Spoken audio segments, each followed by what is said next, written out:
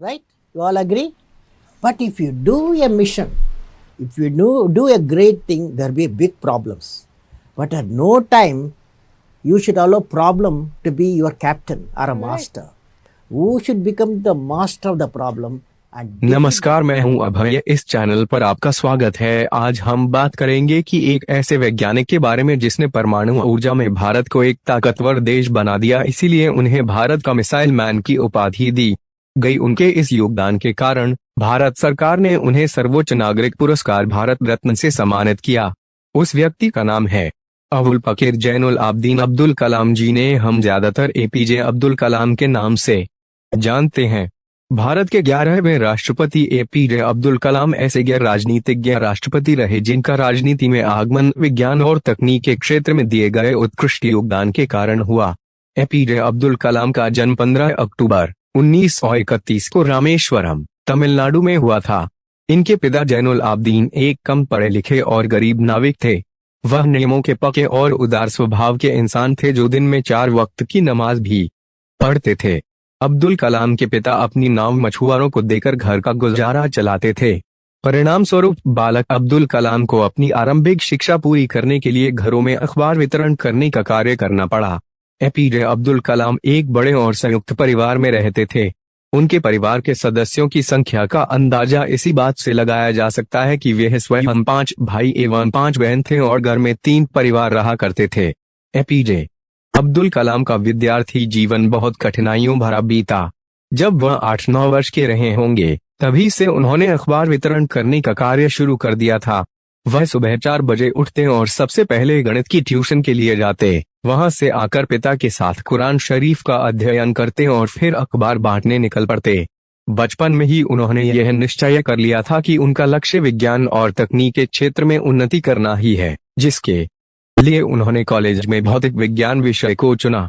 इसके बाद उन्होंने मद्रास इंस्टीट्यूट ऑफ टेक्नोलॉजी से एरोनॉटिकल इंजीनियरिंग की पढ़ाई संपन्न की। एपीजे अब्दुल कलाम का व्यक्तित्व के बारे में बता दें। एपीजे अब्दुल कलाम की प्रतिभा के स्तर को इसी बात से समझा जा सकता है कि वे सीधे विज्ञान के क्षेत्र से राजनीति के सर्वोच्च पद पर आसीन हुए थे। द्वीप जैसे छोटे से शहर रामेश्वरम में पैदा हुए अब्दुल कलाम का प्रकृति से बहुत जुड़ाव रहा है। इसके पीछे शायद यह कारण भी हो सकता है कि उनका गृह स्थान स्वयं एक प्राकृतिक और मनोहारी स्थान था। बचपन से ही उन्होंने अपनी पढ़ाई को बहुत अधिक अहमियत दी।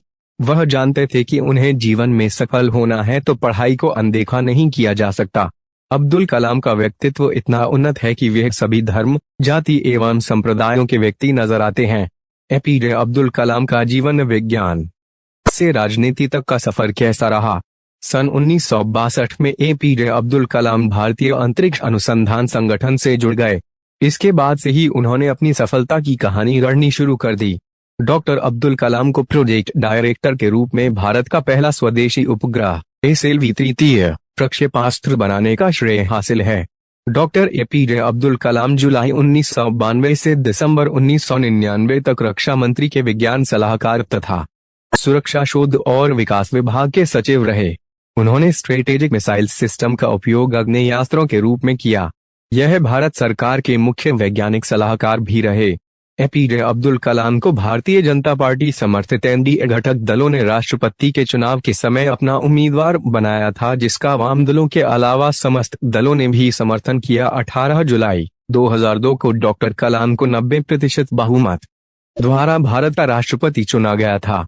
एपीजे अब्दुल कलाम की उपलब्धियां के बारे में बता दें। डॉक्टर अब्दुल कलाम को प्रोजेक्ट डायरेक्टर के रूप में भारत का पहला स्वदेशी उपग्रह एसएलवी तृतीय प्रक्षेपास्त्र बनाने का श्रेय हासिल है। जुलाई 1980 में इन्होंने रोहिणी उपग्रह को पृथ्वी की कक्षा के निकट स्थापित किया था। एपीजे अब्दुल कलाम ने पोखरण में दूसरी बार न्यूक्लियर विस्फोट भी परमाणु ऊर्जा के साथ मिलाकर किया।